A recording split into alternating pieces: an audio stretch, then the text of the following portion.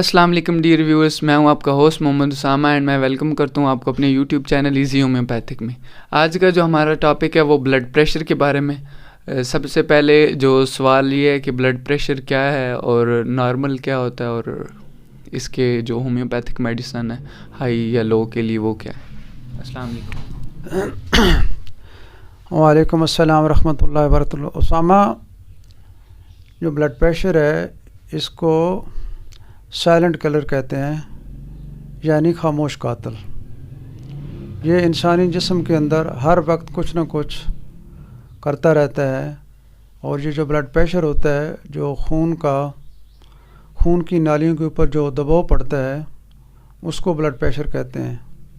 और ये सेहतमंद आदमी का 120/80 यानी 120 सिस्टोलिक और 80 डायस्टोलिक, जिसको आप सिस्टोलिक को आप ऊपर वाला ब्लड प्रेशर बोलते हैं जो आर्टरी में होता है, और डायस्टोलिक जो प्रेशर सेंटेन वेन में होता है उसको डायस्टोलिक बोलते हैं।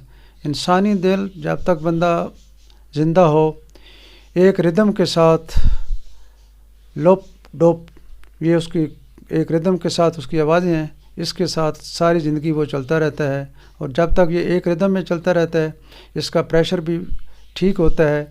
और ये ज़रूरी नहीं है कि हर वक्त आपका ब्लड प्रेशर 120/80 हो। ये अकॉर्डिंग टू एटमॉस्फेयर या डाइट और माहौल के मुताबिक थोड़ा बहुत वेरी करता रहता है, लेकिन इसकी एक रेंज है। यानी डायस्टोलिक ब्लड प्रेशर 60 से नीचे नहीं होना चाहिए और 60 और 90 के दरमियान होना चाहिए। और इस तरह के जो सिस्टोलिक ब्लड प्रेशर है यानी ऊपर वाला ब्लड प्रेशर है वो 100 से शुरू होकर 140 तक उसकी रेंज है। अगर इसके ऊपर चला जाए तो इसके बहुत ज़्यादा नुकसान हो सकते हैं, जिसमें आदमी को घबराहट हो सकती है, अल्लाह माफ़ करे उसको फालज हो सकता है, और उसके बाद ब्रेन हेमरेज हो सकता है, आँखों के ऊपर जो बिनाई के ऊपर असर पड़ सकता है, हाथ जो है वो कांपने शुरू हो जाते हैं। और इससे और भी बहुत ज़्यादा पेचीदगियाँ हो सकती हैं अगर मुस्तकिल आपका ब्लड प्रेशर ज़्यादा रहे। उसके अलावा जो जब हमारा ब्लड प्रेशर लो होता है तो हम घर पे ही जो कौन सी ऐसी अद्वियात या कौन सा ऐसे टोटके आप ले लें कि वो करने चाहिए, और हाई लो के लिए जो होम रेमडीज़ हैं वो क्या हैं? देखें उसामा, बात ये है कि जब तक आप ब्लड प्रेशर चेक न करवाएं तो मेरे ख्याल में तो इसके ऊपर कोई ऐसा लोकल टोटका अपनाना नहीं चाहिए। लेकिन फिर भी ये जो ब्लड प्रेशर है ये सोडियम, कैल्शियम, पोटेशियम की कंपोजिशन है।